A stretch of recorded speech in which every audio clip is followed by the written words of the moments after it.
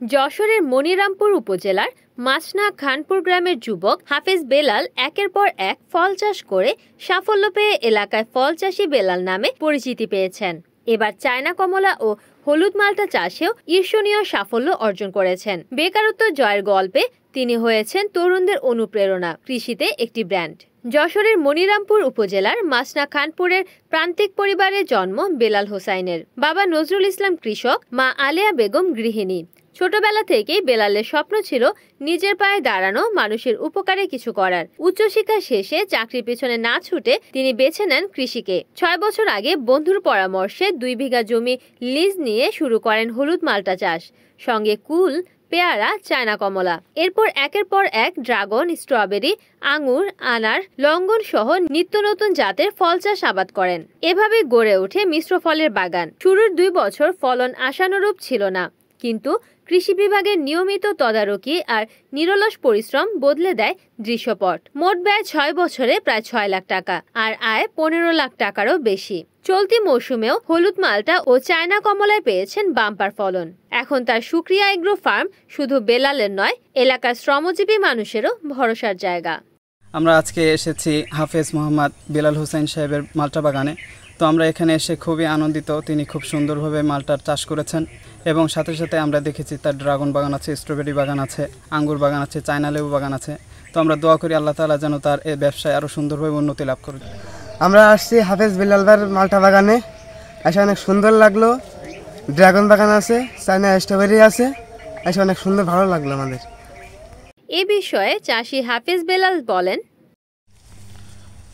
আসসালামু আলাইকুম রহমতুল্লাহ। আমি হাফেজ বেলাল হুসাইন। আমি একজন মিশ্র ফল চাষি। আমি হেফজর পাশাপাশি আমি উচ্চশিক্ষাও গ্রহণ করেছি, আমি অনার্স করেছি। তো আমি একসময় হতাশ ছিলাম, তো পরে চিন্তা করলাম আমি কৃষক ঘরের ছেলে, তো কৃষিতে আমার ছোটোবেলা থেকে একটা টান ছিল। তো তারপরে আমি কৃষিতে আসলাম। আমি প্রথমেই মালটা বাগান দিয়ে শুরু করি আমার পথযাত্রা। তো মালটার পাশাপাশি আসলে আমি ইতিপূর্বে আমার আঙ্গুরেও অনেক সুনাম হয়েছে, স্ট্রবেরিতে সুনাম হয়েছে। আমি চায়না কমলা করেছি, সেখানেও খুব ভালো ফলন হয়েছে। মালটা এবং চায়না কমলাতে এবার আল্লাহর রহমতে আমি বাম্পার ফলন পেয়েছি। তো আল্লাহর রহমতে আমি আমার এখানে অনেক মানুষের কর্মসংস্থানের ব্যবস্থা করতে পেরেছি। তো আমি আল্লাহর কাছে দোয়া করি যে আল্লাহ যেন আমার এই কৃষি সেকশনে আরও বেশি অগ্রসর হওয়ার তৌফিক দান করেন এবং কৃষির পাশাপাশি আমি যেন এই দেশকে এগিয়ে নিয়ে যেতে পারি। উপজেলা কৃষি কর্মকর্তা মাহমুদা আক্তার বিথি জানান, খানপুর ইউনিয়নের মাছনা গ্রামের হাফেজ মোহাম্মদ বেলাল সাইফি একজন তরুণ শিক্ষিত উদ্যোক্তা। উনি মূলত মিশ্র ফল চাষি। বিভিন্ন ধরনের ফল তার বাগানে রয়েছে, যেমন তার চায়না কমলা এবং মালটা মিলে তার 2 বিঘা, ড্রাগন রয়েছে 1.5 বিঘা, আঙুর 30 শতক, এছাড়া স্ট্রবেরি, লঙ্গান, এগুলো বিভিন্ন নিত্য নতুন ফল তার বাগানে রয়েছে। তো তিনি এগুলো চাষাবাদ করেন এবং যেমন বর্তমানে তিনি চায়না কমলা এবং মালটা করে তার যখন এস্টাবলিশ করেছিলেন সে সময় তার খরচ হয়েছিল 6 লাখ টাকা। এখন সেই সময় থেকে এখন পর্যন্ত তার প্রায় 15 থেকে 16 লাখ টাকার মতো লাভ হয়েছে। সব কিছু মিলে আমরা যদি কাউন্ট করি দেখা যাচ্ছে তিনি 10 লাখ টাকা লাভ করেছেন এবং ইনি আরও লাভ করবেন, ভবিষ্যতে আরও লাভের তার সম্ভাবনা রয়েছে।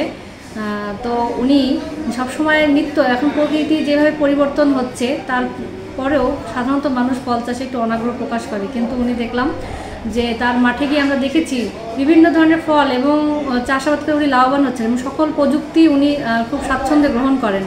আর তার এই কাজ দেখে গ্রামের যে আরও যুবক রয়েছেন, বেকার যুবক, তার এই কাজে অনুপ্রাণিত হয়ে এখন নতুন নতুন উদ্যোক্তা সৃষ্টি হচ্ছে এবং এসব কাজের প্রতি আগ্রহ প্রকাশ করছেন। আর আমাদের কৃষি বিভাগ থেকে সর্বাত্মক সহযোগিতা করা হচ্ছে।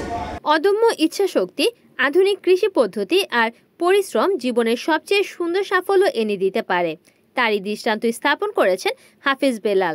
একজন সাধারণ গ্রামের যুবক এখন হয়ে উঠেছেন এলাকার উদাহরণ। যশোর জেলা প্রতিনিধি উত্তম চক্রবর্তী, তথ্যচিত্রে ডেস্ক নিউজ, NN TV।